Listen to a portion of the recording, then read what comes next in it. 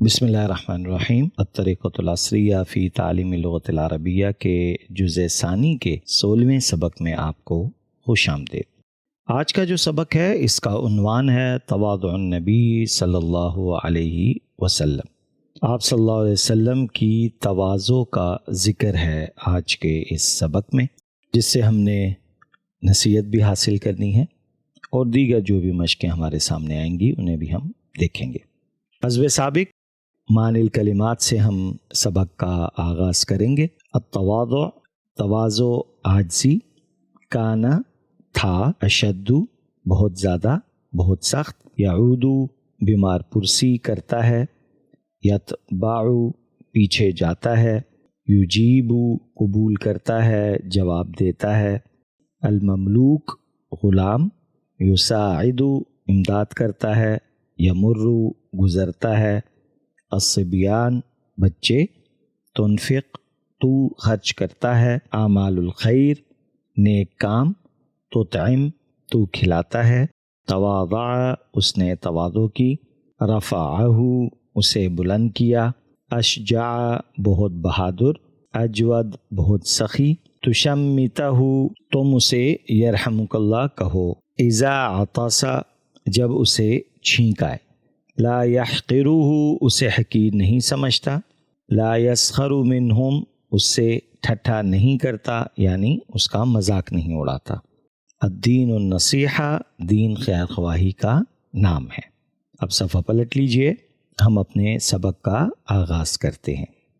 कान नबी सल्लल्लाहु अलैहि वसल्लम अशद्दन्नासी तवादुअन, आप सल्लल्लाहु अलैहि वसल्लम लोगों में ज़्यादा आजिज़ी वाले थे, सबसे ज़्यादा मुतवाज़े आप सल्लल्लाहु अलैहि वसल्लम की ज़ात थी। अब अगर आप यहाँ गौर करें तो यहाँ अशद आया है। ये अफ़ालु तफ़ज़ील की जो हमने बहस पढ़ी थी अद्दस्सुस्सानी आशर में, ये दर हकीकत अशद्दु का जो लफ्ज़ इस्तेमाल हुआ इसकी तफसील हमें वहाँ मिलेगी कि कभी भी जब दो सिफ़ात में तकाबुल हो और किसी एक की ज़्यादती बयान करनी हो तो तब अफ़ालु तफ़ज़ील का हम इस्तेमाल करते हैं। तो यहाँ भी जो जुमला इस्तेमाल हुआ वो है अशद्दुन्नासी तवादुअन, वरना आम तो लफ्ज़ शदीद होता है, तो अशद उसकी आखिरी लेवल है।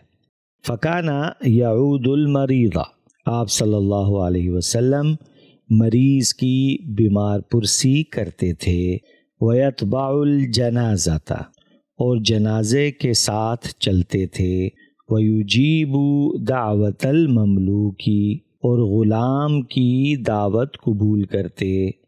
आज के दौर में किसी गरीब की दावत जो भी साहिब हैसियत है वो अगर इस नीयत से कबूल करता है कि ये आप सल्लल्लाहु अलैहि वसल्लम की सुन्नत है तो उसके लिए बहुत ज़्यादा अजर होगा। और यही तवाज़ो की अलामतें होती हैं कि आप मरीज़ों का ख्याल रखते हैं, उनकी फ़िक्र करते हैं, किसी के घर में गम खुशी होती है उसमें आप शरीक होते हैं, और जो आपसे कमज़ोर हैं वो अगर आपको दावत दें तो आप उसे कबूल करते हैं।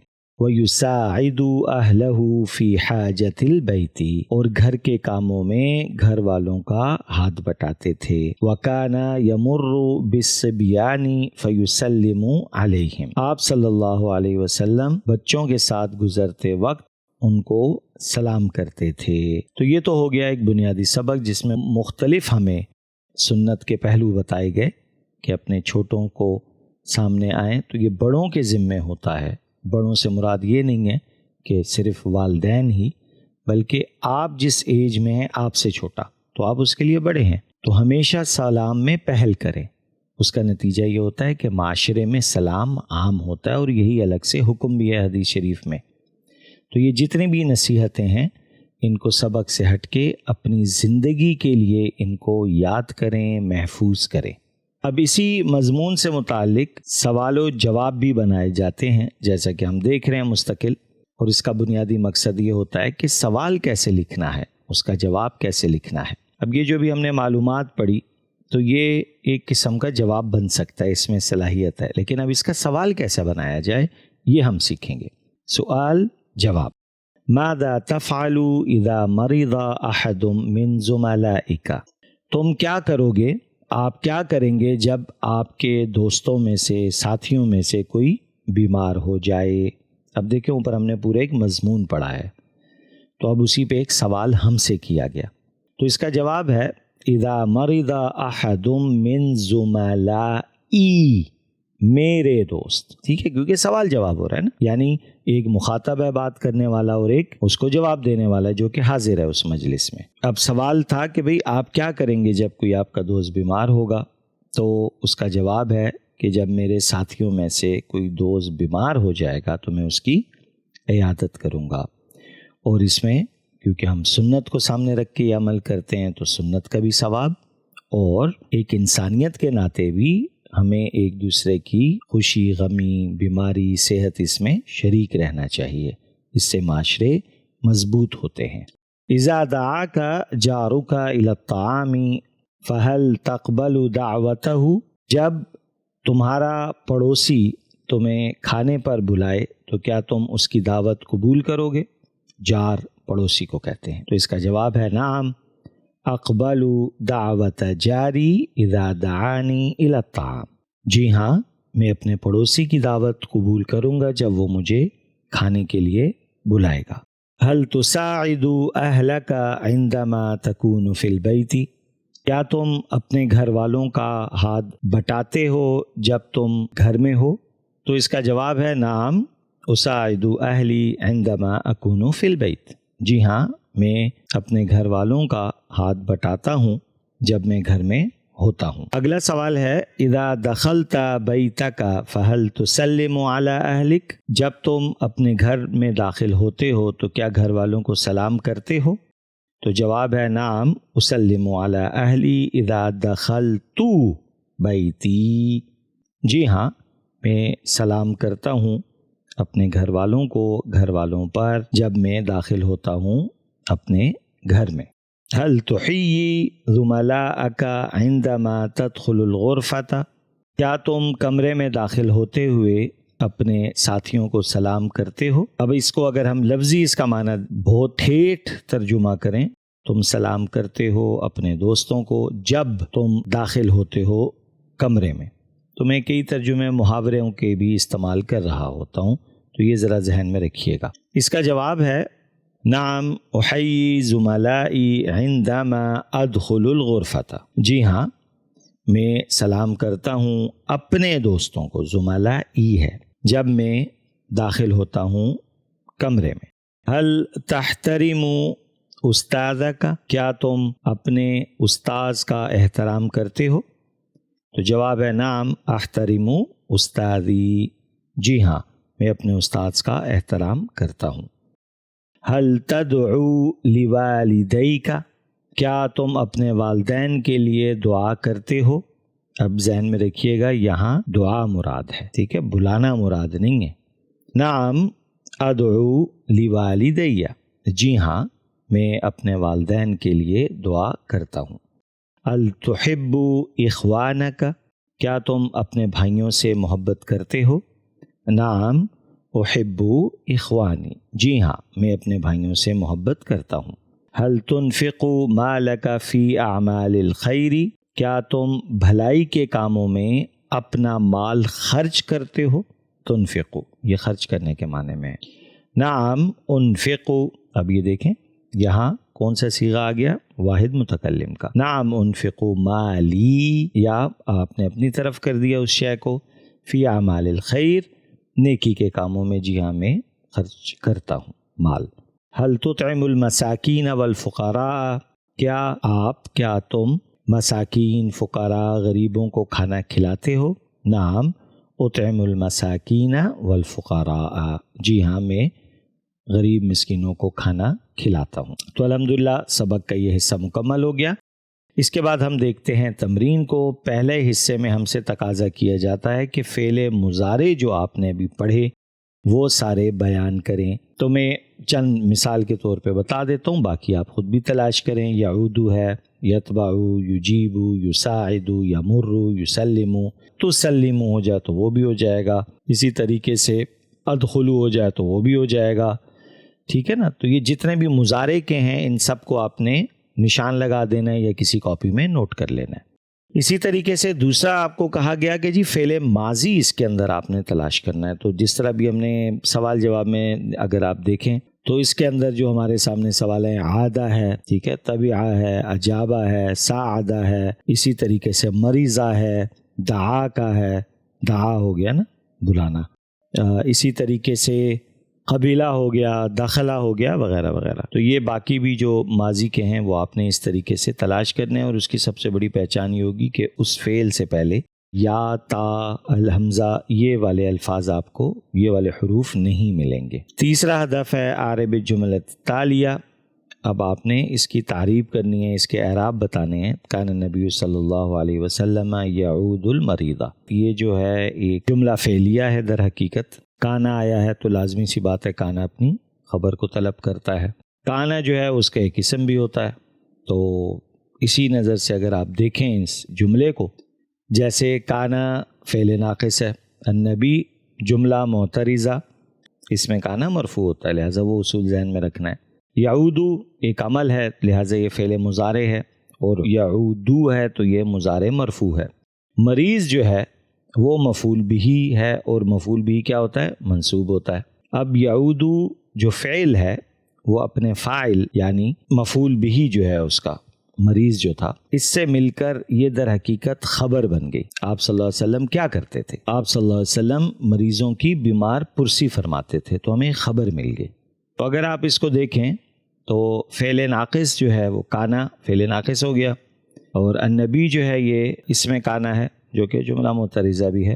یعودو فعل مضارع مرفوع ہے، اور مریض جو ہے وہ مفعول بھی ہے. بھئی جس کی زیارت کی گئی، ٹھیک ہے نا، بیمار پرسی کے لیے تو جس کی جاتی ہے وہ مریض ہوتا ہے، یعنی وہ مفعول بھی ہوتا ہے، اور مفعول بھی منصوب ہوتا ہے. تو یعودو تو فعل ہے، یہ اپنے فاعل و مفعول بھی سے مل کر کانا کی خبر بن گیا. اور کانا اپنے اسم یعنی جو النبی اس کا اسم تھا اس کے، اور یعودو جو کہ فعل کی خبر تھی اس سے مل کے یہ جملہ فعلیہ بن گیا.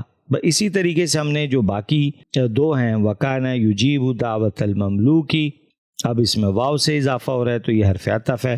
پھر کانا فعل ناقص آ گیا، یجیب فعل مضارع ہے اور مرفوع ہے، دعوت منصوب ہے. دعوت، اب جملے کو اگر آپ دیکھیں تو دعوت المملوکی، غلاموں کی دعوت کی آ گیا نا، کا کی کو، تو یہ مضاف مضاف الیہ والی چیز چھڑ گئی یہاں، تو آپ نے اس چیز کو بھی ذہن میں رکھنا ہے. تو دعویٰ منصوب بھی ہے اور مضاف بھی ہے، اور مملوک جو ہے یہ مجرور ہے، مضاف الیہ ہے، لہذا مضاف الیہ سے مل کر مفعول بھی بن گیا. اور یجیبو فعل اپنے فاعل اور مفعول سے مل کر کانا کی خبر بن گیا، اور کانا اپنے اسم اور خبر سے مل کر جملہ فعلیہ ہوا. اس کی مثال بالکل ایسی ہوتی ہے جس طریقے سے ہم مختلف پیکج بنا رہے ہوتے ہیں کہ چیزوں کو ہم جوڑ دیتے ہیں آپس میں. تو در حقیقت اس کا فائدہ ہمیں یہ ہو رہا ہوتا ہے کہ ہمیں زیر زبر میں فرق معلوم ہو رہا ہوتا ہے، ہمیں ترجمے میں مدد مل رہی ہوتی ہے، ہمیں پتہ ہوتا ہے کہ اس کی حرکت کیا ہوگی، ہمیں یہ معلوم ہوتا ہے کہ یہ کسی جملے میں خبر بات بن رہی ہے، خبر کا حصہ کون سا ہے. تو یہ بیسیکلی اس کا ایک آپریشن ہوتا ہے جو کہ مستقل ہمیں نحو اور صرف میں یہی چیز پڑھائی بھی جاتی ہے. اگلی عبارت ہے وَكَانَ يُسَاعِدُ أَهْلَهُ. اب دیکھیں پھر یہاں وہی واو آ گئی، تو ہم نے بھی پڑھا تھا واو جو ہے وہ حرف عطف ہے، کانا فعل ناقص ہے، یساعد فعل مضارع ہے اور مرفوع ہے. ٹھیک، کیونکہ یہ چیز ریپیٹ ہو رہی ہے، اس کو یاد کر لیں بھی، فعل مضارع مرفوع. اہل منصوب ہیں لیکن یہ مضاف ہے، اور اس کے آگے پھر ہا آ گئی ہے، ٹھیک ہے، جو کہ مجرور ہے، محلاً مضاف الیہ ہو گئی ہے. سو مضاف الیہ سے مل کر مفعول بھی بنا.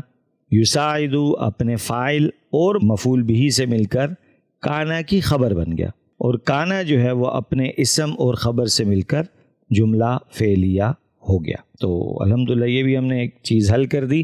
اس کے بعد ہے جی انشاء ہے. آپ نے 10 جملے جو ہیں وہ آپ صلی اللہ علیہ وسلم کی سیرت سے متعلق لکھنے ہیں. اس کا سب سے آسان طریقہ یہ ہوتا ہے کہ آپ ذہن میں رکھتے ہیں 10 جملے. ان 10 جملوں میں آپ نے بنیادی کچھ عناصر کو اٹھا کے سیرت کی کچھ باتیں کرنی ہیں. میں بطور مثال بتاتا ہوں کہ آپ صلی اللہ علیہ وسلم کی حیثیت کیا تھی، مطلب نبی تھے، ٹھیک ہے، نبی تھے، رسول تھے، اور ان کو کیوں بھیجا جاتا بھی؟ تاکہ لوگوں کی ہدایت کا ذریعہ بنے. تو یہ ہو جائے گا پہلا جملہ. پھر اسی طریقے سے آپ کے والد کا کیا نام تھا، آپ کی والدہ کا کیا نام تھا، آپ کب پیدا ہوئے، کون سے شہر میں پیدا ہوئے، ٹھیک. پھر اسی طریقے سے ان کی زندگی کا کوئی خاص ایونٹ، کہ جب آپ اتنی عمر کے ہوئے تو فرض کریں آپ نے پہلی تجارت کی، آپ اتنی عمر کے ہوئے تو آپ نے شادی کی، کس سے کی، وہ اس کا تھوڑا سا ذکر آ گیا کہ جی آپ نے فرض کریں حضرت خدیجہ رضی اللہ تعالیٰ عنہ سے آپ نے شادی فرمائی تھی. پھر آپ تجارت میں مصروف ہوئے تھے. پھر اسی طریقے سے آپ کی زندگی میں ایک اور کیا چیز آئی، جب آپ 40 کے ہو گئے تو آپ یہ بھی لکھ سکتے ہیں کہ آپ جو ہے وہ صادق اور امین کہلائے اپنے معاشرے میں. پھر 40 سال کی عمر کے جب آپ ہوئے تو آپ پہ پہلی وحی نازل ہوئی، کس کے ذریعے پہنچی؟ تو جی وہ جبرائیل کے ذریعے پہنچی. اس کے الفاظ کیا تھے وہ آپ کہیں ذکر کر دیں. تو کہنے کا مقصد یہ کہ اس طریقے سے آپ نے 8-10 جملے بنانے ہیں. اس کے بعد اگر ہم دیکھتے ہیں تو ہم نے اردو بنانی ہے عربی سے، جیسے من تواضع للہ رفعہ اللہ. یہ ویسے تو حدیث کے الفاظ ہیں، کتاب میں من تواضع للہ رفعہ، تو معنی اس کا وہی ہے، ہو کی ضمیر اللہ کی طرف چلی گئی ہے کہ جس نے اللہ کے لیے عاجزی کو اختیار کیا، عاجزی کی، اللہ تعالیٰ نے اس کو بلند کر دیا. اب اگر آپ دیکھیں تو یہاں ہم سے نا 2 چیزیں مانگی، ایک تو آپ نے ترجمہ بھی کرنا ہے، دوسرا آپ نے فعل مضارع منصوب کو بتانا ہے. تو تواضع یہ ہے فعل مضارع منصوب ہے یہ. اس کے بعد اگلا جملہ ہے کان رسول اللہ صلی اللہ علیہ وسلم اشجع الناس. اب یہ اشجع مضارع منصوب ہے، ترجمہ کیا ہوا؟ آپ صلی اللہ علیہ وسلم لوگوں میں سب سے زیادہ بہادر و اجود الناس، اور سب سے زیادہ سخی تھے. من حق المسلم علیک ان تسلم علیہ اذا لقیتہ. مسلمان کا آپ پر یہ حق ہے کہ جب آپ اس سے ملیں تو اسے سلام کریں. یہ تمام آلموسٹ حدیث کے الفاظ ہیں یا اس کے مفاہیم ہیں ان الفاظ میں. وَأَن تَعُودَهُ إِذَا مَرِضَ. تو جب وہ بیمار ہو جائے تو اس کی عیادت کریں، یہ بھی اس کے حقوق میں سے ہے. وَأَن تُشَمِّتَهُ إِذَا عَطَسَ. اور جب اسے چھینک آئے تو اس کی چھینک کا جواب دیں. ہمارے مسلمان معاشرے میں ہم جب چھینک مارتے ہیں تو ہم الحمدللہ پڑھتے ہیں، اور اس کا کیا جواب ہوتا ہے؟ یرحمک اللہ. یہ سننے والا دے گا جواب. اور پھر جس نے چھینک ماری جب اس نے یہ جواب سنا تو وہ جواب میں کیا کہتا ہے؟ یہدیکم اللہ ویصلح بالکم. تو یہ سنت ہے در حقیقت جو یہاں ہمیں جملے کی صورت میں ہمیں بتائی جا رہی ہے. وَأَن تُجِيبَ دَعْوَتَهُ إِذَا دَعَاكَ. اور تم اس کی دعوت قبول کر لو جب وہ تمہیں بلائے. وَأَن تُسَاعِدَهُ إِذَا طَلَبَ مِنْكَ الْمُسَاعَدَةَ. اور تم اس کی مدد کرو جب وہ تم سے مدد طلب کرے. تو یہ ایک بنیادی معاشرتی حقوق ہیں یہ کسی بھی مسلمان کے یا کسی بھی انسان کے، کیونکہ آپ مسلمان ہیں لہٰذا ان عادات کو آپ نے اپنانا ہے. اس کے بعد ہے ترجم بالعربیہ واکتب الفعل المضارع المرفوع. اب یہ دیکھیں یہاں پچھلے میں مضارع منصوب تھے، اب جو ہے وہ ہم سے فعل مضارع مرفوع طلب کیے جا رہے ہیں اور ترجمہ بھی کرنا ہے آپ نے. مسلمان مسلمان کا بھائی ہے، المسلم اخو المسلمی. اسی طریقے سے اگلا ہے مسلمان اپنے بھائی پر ظلم نہیں کرتا، المسلم لا یظلم علی اخیہ. دیکھیں یظلم تو یہ ہے فعل مضارع مرفوع. اسی طریقے سے تیسرا ہے اور نہ اسے حقیر سمجھتا ہے، ولا یستحقرہ. اب یہاں بھی فعل مضارع مرفوع ہے، اور نہ اس کا مذاق اڑاتا ہے، ولا یستہزئ منہ. اور نہ اس کا مال کھاتا ہے، ولا یأکل مالہ. اب یہاں دیکھیں یأکل وہی آگئی چیز، بلکہ وہ اس کا اکرام کرتا ہے، بل یکرمہ. اور اس سے محبت کرتا ہے، ویحبہ. اور اس کے لیے وہی پسند کرتا ہے جو اپنے لیے پسند کرتا ہے، ویحب لہ ما یحب لنفسہ. آپ صلی اللہ علیہ وسلم نے فرمایا دین خیر خواہی کا نام ہے. قال النبی صلی اللہ علیہ وسلم الدین النصیحہ. تو الحمدللہ ہمارا سبق مکمل ہوا. اللہ رب العزت ہمارے اس پڑھنے پڑھانے کو اپنی بارگاہ میں قبول فرمائے. اپنا قیمتی فیڈ بیک دینا نہ بھولیے گا. انشاءاللہ زندگی رہی تو اگلے سبق میں ملاقات ہوگی. السلام علیکم ورحمۃ اللہ وبرکاتہ.